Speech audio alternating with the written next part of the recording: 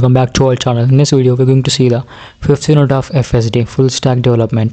మీరు in case previous video చూడకపోతే go check it out the ప్లేలిస్ట్లో వీడియోస్ ఉంటాయి.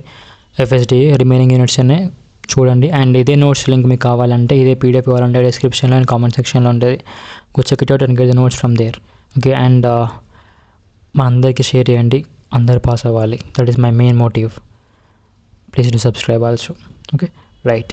So the topics covered in this fifth unit are React.js, need of React, simple React structure, virtual DOM, and React components, creating React component, how to create React component, data and data flow in React, rendering the lifecycle methods in the React, working with forms in React, integrating third-party libraries, routing in React.